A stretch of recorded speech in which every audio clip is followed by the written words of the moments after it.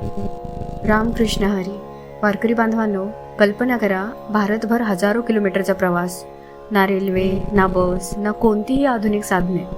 फक्त पायी चालणारे 2 संत आणि ओठांवर विठ्ठलाचं नाव आणि हृदयात संपूर्ण मानवजातीसाठी प्रेम. संत ज्ञानेश्वर महाराज आणि संत नामदेव महाराज.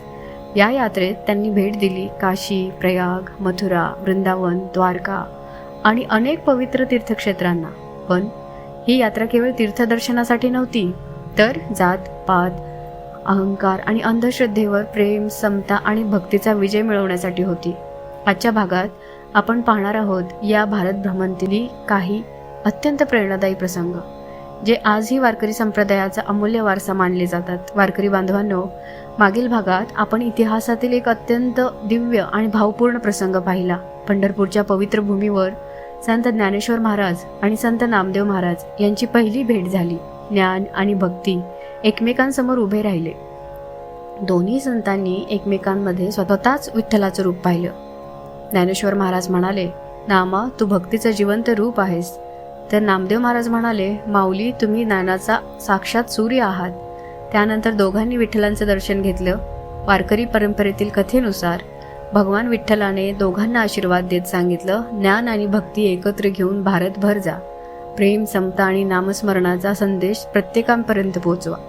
ही आज्ञा दोन्ही संतांनी आनंदाने स्वीकारली. पहाटे चंद्रभागेच्या तीरावर हजारो वारकरी जमा झाले. टाळ, मृदुंग, वीणा आणि भगव्या पताकांच्या साक्षीने एक ऐतिहासिक दिंडी निघाली. संत ज्ञानेश्वर महाराज आणि संत नामदेव महाराज भारताच्या दिशेने विठ्ठल भक्तीचा संदेश घेऊन प्रस्थान करत होते. त्या क्षणी कोणालाच कल्पना नव्हती की या यात्रेतून भारताच्या आध्यात्मिक इतिहासात एक सुवर्ण अध्याय लिहिला जाणार होता. चला वारकरी बांधवांनो, आता सुरू होतो एपिसोड 15 भाग 14. काशी ते द्वारका संत ज्ञानेश्वर आणि संत नामदेव महाराजांचा भारत भ्रमण प्रवास. या प्रवासात विद्वान पंडितांशी झालेल्या चर्चा, सामान्य भक्तांना दिलेला समतेचा संदेश आणि देशभर घुमलेलं विठ्ठल नाम हे सर्व अनुभवूया. रामकृष्ण हरी. पंढरपुरातून निघालेली दिंडी दिवसामागून दिवस डोंगर, दऱ्या, नद्या, अरण्य आणि असंख्य गावं पार करत पुढे जात होती. संत ज्ञानेश्वर महाराज आणि संत नामदेव महाराज प्रत्येक गावात थांबत. कोठे अभंग गायले जात, कोठे भगवद्गीतेचा अर्थ सांगितला जात, तर कोठे जातीभेद विसरून सर्वांना एकत्र बसवून प्रसाद वाटला जात होता. त्यांच्या दर्शनासाठी लोकांची गर्दी वाढतच होती. प्रवासाच्या अनेक दिवसानंतर एका पहाटे दूरवर मंदिराच्या शिखरावर चमकणारा सूर्यप्रकाश दिसू लागला. घंटांचा मधुर नाद, शंखध्वनी आणि गंगेच्या प्रवाहाचा गंभीर आवाज. नामदेव महाराज आनंदाने म्हणाले, माऊली, समोर आहे काशी. ज्ञानेश्वर महाराजांनी दूरवर पाहिलं. त्यांच्या डोळ्यात भक्तिभाव दाटून आला. ही ती भूमी जिथे हजारो ऋषींनी तप केलं, जिथे गंगा माता अखंड वाहते आणि जिथे भगवान विश्वनाथांचे पवित्र निवासस्थान आहे. दोन्ही संतांनी दुरूनच काशीला नमस्कार केला. गंगेच्या तीरेवर पहाटेचा धुसर प्रकाश.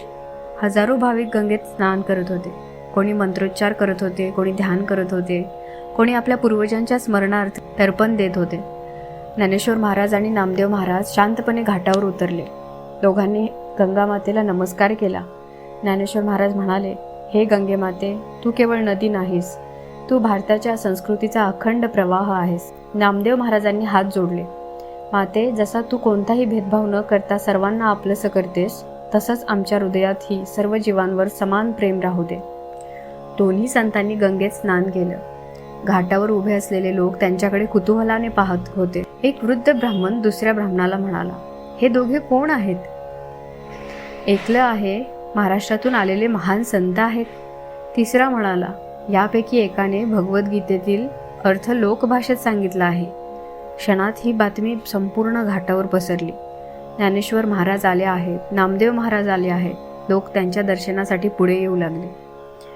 दोन्ही संतांनी भगवान विश्वनाथांचे दर्शन घेतले. मंदिरात गंभीर शांतता होती. ज्ञानेश्वर महाराजांनी डोळे मिटून प्रार्थना केली, हे विश्वनाथ, ज्ञानाचा प्रकाश प्रत्येकाच्या अंतःकरणात जागव. नामदेव महाराज म्हणाले, आणि प्रत्येकाच्या मुखी तुझं नाम राहू दे. काशीतील विद्वानांना महाराष्ट्रातून आलेल्या या संतांची बातमी कळली. त्यांनी आपल्या सभागृहात दोघांना आमंत्रित केलं. मोठं मंडप, चारही बाजूंनी वेदपाठी ब्राह्मण विद्वान, मध्यभागी आसन. ज्ञानेश्वर महाराज आणि नामदेव महाराज आत आले. दोघांनीही अत्यंत नम्रतेने सर्व विद्वानांना नमस्कार केला. हे पाहून अनेक पंडित आश्चर्यचकित झाले.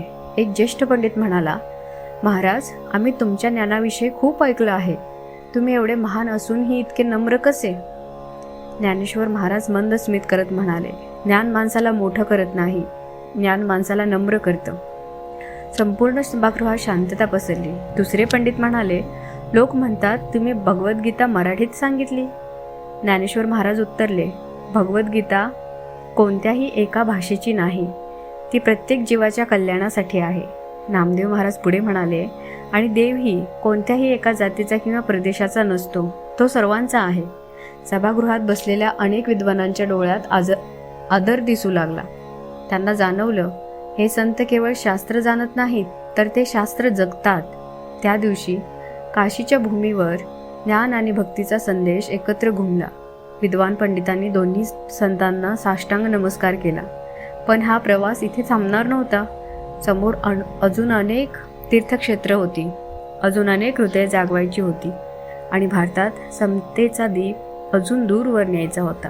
काशी ज्ञानाची नगरी, वेदांचा निनाद, उपनिषदांचा गूढ अर्थ आणि शेकडो विद्वानांची शास्त्रचर्चा. आज त्या सभागृहात महाराष्ट्रातून आलेले 2 संत विराजमान होते, संत ज्ञानेश्वर महाराज आणि संत नामदेव महाराज. सभागृहात गंभीर शांतता होती. एक ज्येष्ठ आचार्य उठले. त्यांनी दोन्ही संतांना नम्र अभिवादन केले. महाराज, आम्ही अनेक वर्षे वेद, उपनिषदे आणि शास्त्रांचा अभ्यास केला आहे. पण एक प्रश्न आजही आमच्या मनात आहे, मोक्षाचा मार्ग कोणता?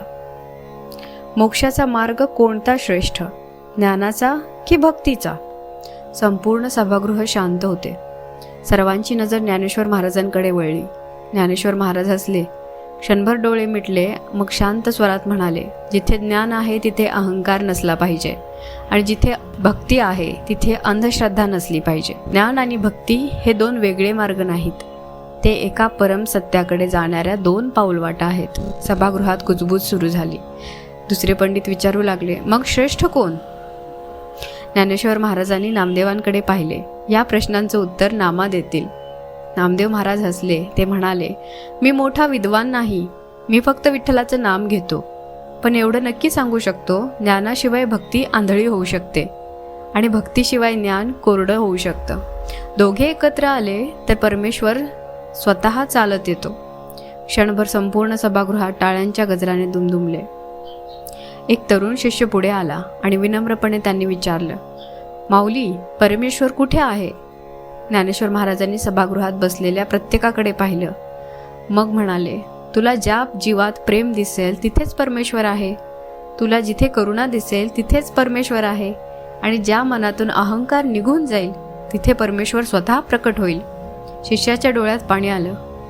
नामदेव महाराज म्हणाले, मी विठ्ठलाला मंदिरात पाहिलं, पण माऊलींनी मला शिकवलं की विठ्ठल प्रत्येक जीवात आहे.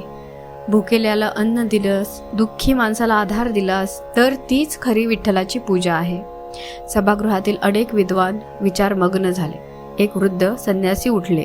महाराज, तुमच्या मते सर्वात मोठा शत्रू कोण? ज्ञानेश्वर महाराजांनी उत्तर दिलं, मनातील अहंकार. नामदेव महाराज पुढे म्हणाले, आणि त्यावरचं सर्वात प्रभावी औषध विठ्ठलाचं नाम. दोन्ही एकत्र म्हणाले, ज्ञान नम्रता शिकवते आणि भक्ती प्रेम शिकवते, आणि नम्रता व प्रेम जिथे एकत्र येतात तिथेच परमात्मा वास करतो. सभागृहात उपस्थित सर्व विद्वान उभे राहिले. एका ज्येष्ठ पंडितांनी पुढे येऊन ज्ञानेश्वर महाराज आणि नामदेव महाराजांच्या चरणी नमस्कार केला. ते म्हणाले, आज आम्ही शास्त्र वाचलं नाही, आज आम्ही शास्त्र जगताना पाहिलं. ज्ञानेश्वर महाराजांनी त्यांना उचललं. आम्ही गुरु नाही, आम्हीही विठ्ठलाचे दास आहोत.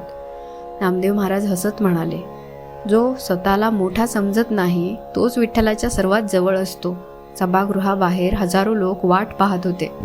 दोन्ही संत बाहेर आले आणि सर्वांनी एकाच स्वरात जयघोष केला, ज्ञानोबा माऊली, संत नामदेव महाराज की जय.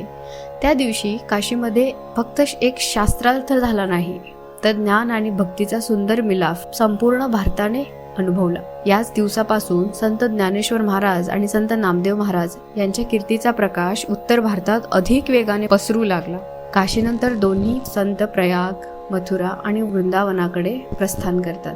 तिथे त्यांची भेट सामान्य भक्तांशी, साधूंशी आणि समाजातील विविध स्तरातील लोकांशी होते आणि तिथे उमलतो समतेचा आणि प्रेमाचा खरा संदेश. अनेक दिवसांचा प्रवास, प्रयाग, मथुरा, वृंदावन, गोकुळ अशी अनेक पवित्र स्थळे पार केल्यानंतर संत ज्ञानेश्वर महाराज आणि संत नामदेव महाराज पश्चिमेकडे प्रस्थान करू लागले. समोर होती द्वारका, भगवान श्रीकृष्णांची कर्मभूमी. समुद्राच्या लाटा, उंच मंदिर, शंखनाद आणि हजारो कृष्ण भक्त. द्वारकेचे दर्शन होताच दोन्ही संतांच्या डोळ्यात आनंदाश्रू दाटले. नामदेव महाराज म्हणाले, माऊली, पंढरपूरचा विठ्ठल आणि द्वारकेचा श्रीकृष्ण दोघे वेगळे नाहीत. ज्ञानेश्वर महाराज हसून म्हणाले, रूप बदलते पण परमात्मा एकच असतो. द्वारकेतील काही भक्तांनी विचारलं, तुम्ही विठ्ठलाचे भक्त, मग श्रीकृष्णाच्या मंदिरात का आलात? ज्ञानेश्वर महाराज शांतपणे म्हणाले, ज्याला विठ्ठल म्हणतो त्यालाच कुणी कृष्ण म्हणतो, कुणी राम म्हणतो, कुणी शिव म्हणतो. नाव वेगळी पण सत्य एकच. नामदेव महाराज पुढे म्हणाले, धर्म माणसाला जोडण्यासाठी आहे, विभाजनासाठी नाही. त्या दिवशी द्वारकेच्या प्रांगणात दोन्ही संतांनी अभंग आणि हरिनामाचा गजर केला. श्रीकृष्ण भक्त आणि विठ्ठल भक्त एकत्र उभे राहून नामस्मरण करू लागले. कोणाच्याही मनात भेद राहिला नाही. ज्ञानेश्वर महाराज म्हणाले, प्रेम हा सर्व धर्मांचा आत्मा आहे. जिथे प्रेम आहे तिथेच परमेश्वर आहे. द्वारकेच्या किनाऱ्यावर उभे राहून दोन्ही संतांनी समुद्राकडे पाहिलं. ज्ञानेश्वर महाराज म्हणाले, समुद्रात जशा असंख्य नद्या येऊन एकरूप होतात तसंच सर्व मार्ग शेवटी परमेश्वराकडेच जातात. नामदेव महाराज हसले आणि त्या प्रत्येक मार्गावर नामस्मरण असलं तर प्रवास सुंदर होतो. दोघांनी द्वारकेला नमस्कार केला आणि पुढील प्रवासासाठी ते निघाले. भारत भ्रमण संपत आलं होतं, पण या यात्रेचा प्रभाव आता दिसू लागला होता.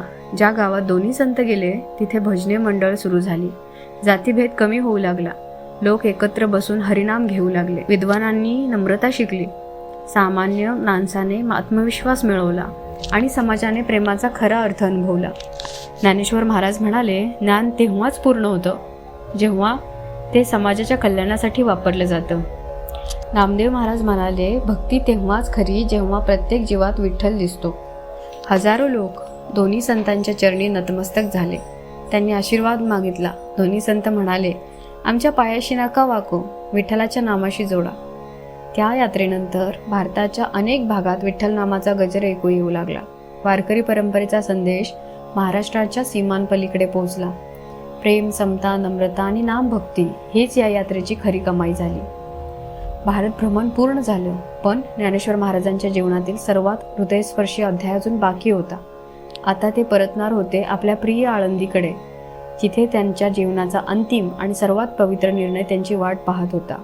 तो निर्णय आजही लाखो वारकऱ्यांच्या डोळ्यात अश्रू आणतो. वारकरी बांधवांनो, जर संत ज्ञानेश्वर महाराज आणि संत नामदेव महाराजांच्या भारत भ्रमणाने तुमच्या मनालाही स्पर्श केला असेल तर या व्हिडिओला लाईक करा, तुमच्या मित्रपरिवारांसोबत शेअर करा आणि विठ्ठल वाइब्स चॅनलला सबस्क्राईब करून बेल आयकॉन नक्की दाबा. कमेंटमध्ये लिहा, जय ज्ञानेश्वर माऊली, जय संत नामदेव महाराज.